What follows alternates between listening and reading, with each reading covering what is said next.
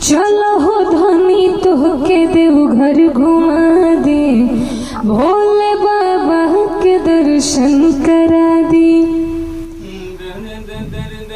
चलो बने हमहू पुजरिया पिया, घूमे देवघर नगरिया पिया। सड़िया पिया लदी सड़िया पिया, गेरुआ रंग के सड़िया पिया। सड़िया पिया लादी सड़िया पिया, जाके सिवानु बजरिया पिया। कैसा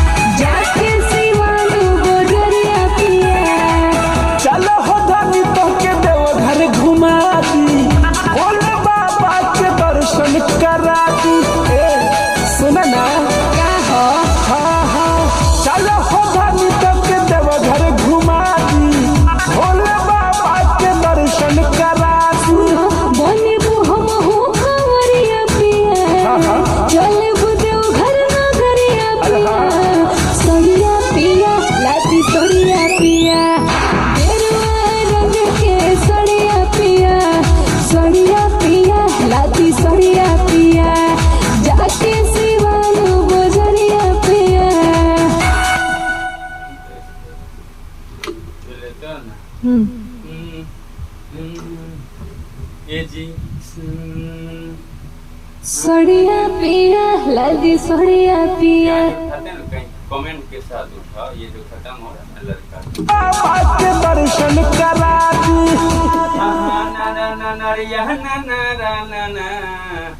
अच्छा देखते ओके घुमा दी, भोले बाबा के दर्शन करा दी। बोले हम कांवरिया पिया, घूमे देवघर नगरिया पिया। सड़िया पिया लादी सड़िया पिया, गेरुआ रंग के सड़िया पिया। सड़िया पिया लादी सड़िया पिया, जाके सिवानु बजरिया पिया।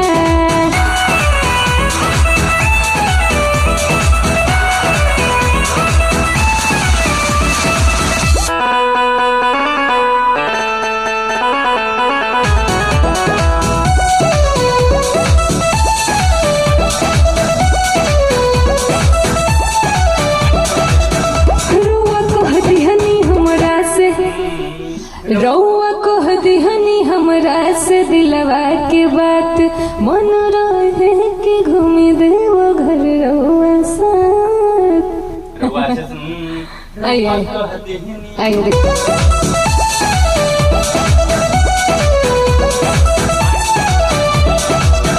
रउआ कह दिहनी हमरा से दिलवा के बात, मन रहे के घूमी देव घर रउआ साथ।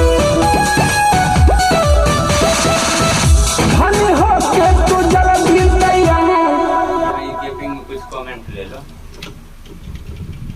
ठीक है। अच्छा क्या ले सुनता नहीं का आई एक बार और फिर साथ आई फिर से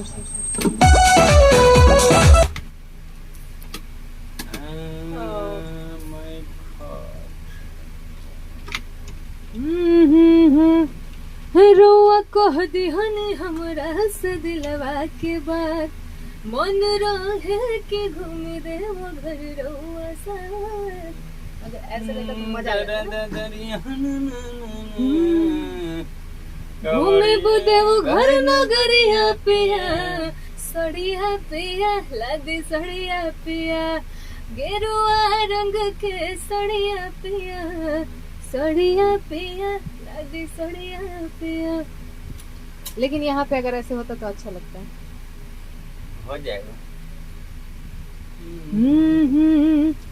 रउआ कह दिहनी हमरा से दिलवा के बात, मन रहे कि घूमी देव घर रउआ साथ रहे किनारे मन रहे कि घूमी देव घर रउआ साथ मन रहे कि